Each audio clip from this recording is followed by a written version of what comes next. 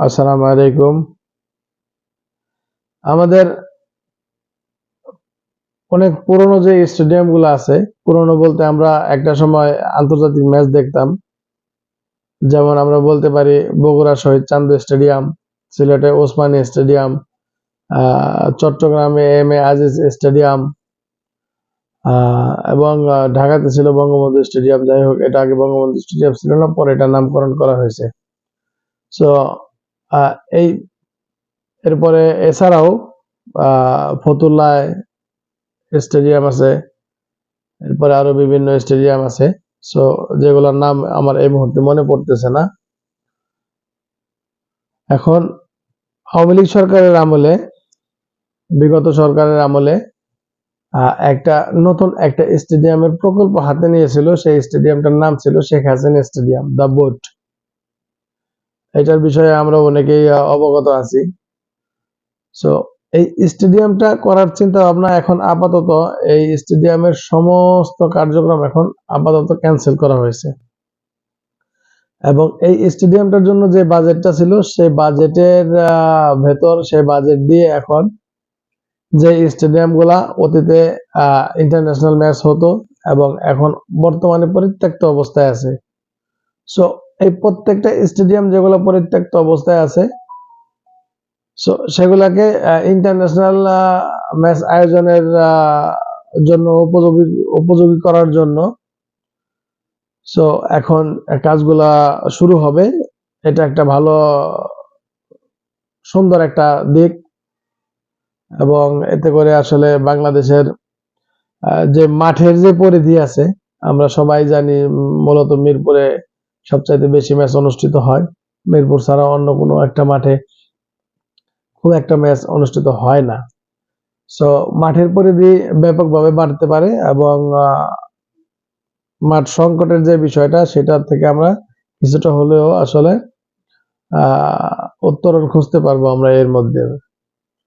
So একটা stadium যেটা করার কথা ছিল, এই স্টেডিয়ামটা না করে এখন যে কাজটা হাতে নিয়েছে সেটা অবশ্যই প্রশংসার দাবিদার। এই ফারুক আহমেদের এই প্যানেল অবশ্যই প্রশংসার দাবিদার। এবং আজকে আরো কিছু বিষয় নিয়ে আসলে কথা হয়। সেই বিষয়গুলোর মধ্যে হচ্ছে সাকিব আল হাসানের বিষয়টা, এবং এখানে মাশরাফিরও একটা বিষয় থাকে, যেহেতু সাকিব এবং মাশরাফি দুইজনই পার্লামেন্ট মেম্বার।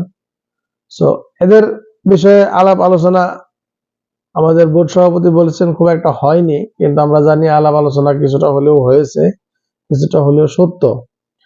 সো এটা গেল দুইটা। আর একটা আলোচনা যেটা হয়েছে, অবশ্য বোর্ড সভাপতি বলে নাই, সেটা হচ্ছে, কারণ সবকিছু তো আর প্রেস কনফারেন্সে তারা আসলে বলবে না। তো তারা ওই সময়ই বলবে যখন বললে পরে বিষয়টা যখন আসলে ওই পরিস্থিতি তৈরি হবে, তখন তারা বলবে।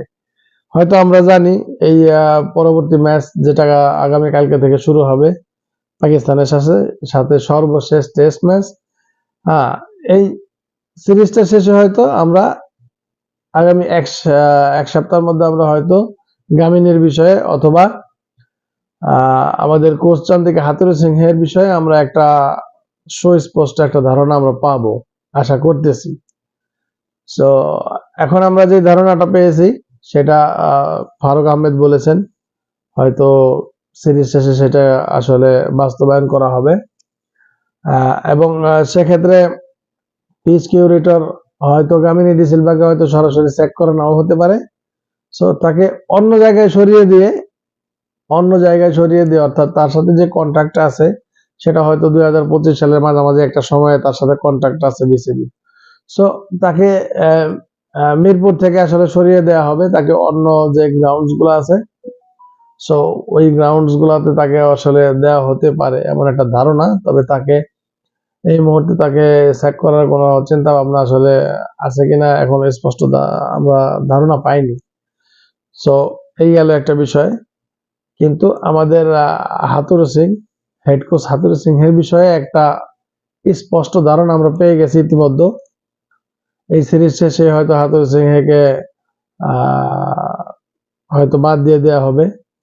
সো আজকের বাংলাদেশ টিমের যে প্রেস কনফারেন্স ছিল, ওইখানে ম্যাচ শুরু তো কাল, আজকে যেহেতু নর্মালি প্রেস কনফারেন্স হয়, সো ওইখানটা হাথুরু সিং নিজেও বলেছেন বাংলাদেশের সরকার থেকে সবকিছু পরিবর্তন হয়ে গেছে, একটা পরিবর্তনের মধ্যে দিয়ে যাচ্ছে বাংলাদেশ, সব জায়গায় একটা পট পরিবর্তন হয়েছে।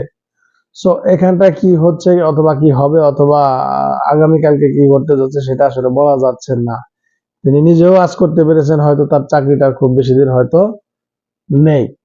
সো হাথুরু সিং এর বিষয়টা গেল একটা।